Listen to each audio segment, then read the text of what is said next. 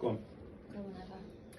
Hi, my name's Jake, and today we're going to be reading Race to the Moon and Back.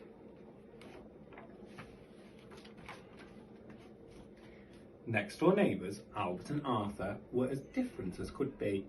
Albert was neat, with a perfectly curled moustache and a spotless house. Arthur was messy, with a bushy beard and a cluttered house full of cobwebs. They had just one thing in common. Albert and Arthur were both inventors.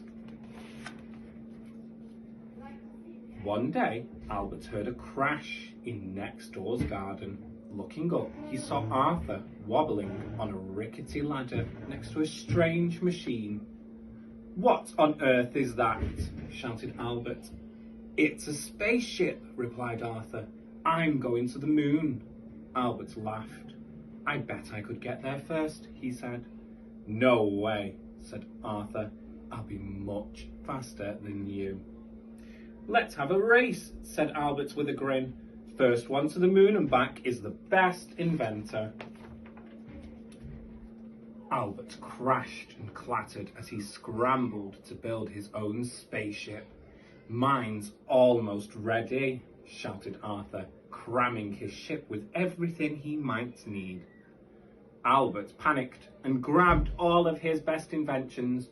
"I'll need my super sticky space glue," Albert heard Arthur say, and Albert laughed. "Your glue is rubbish. I'm packing my marvellous melting machine." At last, everything was ready. The ground shook and the spaceships roared. 3, 2, 1, blast off. With a blast of engines, Albert zoomed ahead. "Not so fast," yelled Arthur as he pulled a turbo boost lever and sped into the lead. Albert and Arthur raced neck and neck through the deep black sky and the twinkling stars. They were so busy racing that they didn't see the moon coming closer and closer until... Thud, clatter, smash. The spaceships landed on the moon and the doors of both rockets clanged open as Albert and Arthur tumbled out. "I told you my ship was the best," said Albert.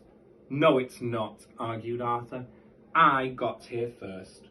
As they argued, neither noticed the dark shadow looming over them. "Ugh," a rumbling voice growled. Albert and Arthur stopped arguing. A huge green alien grabbed Arthur's spaceship.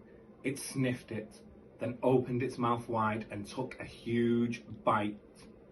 Albert's legs started to shake. Arthur wanted to run away. "Yuck," spat the alien, and it dropped the spaceship with a thud. The alien snatched Albert's spaceship next and ate a mouthful of the roof. "Yum, yum," it said. Then it slithered away and sat down to eat. "Oh no," exclaimed Albert.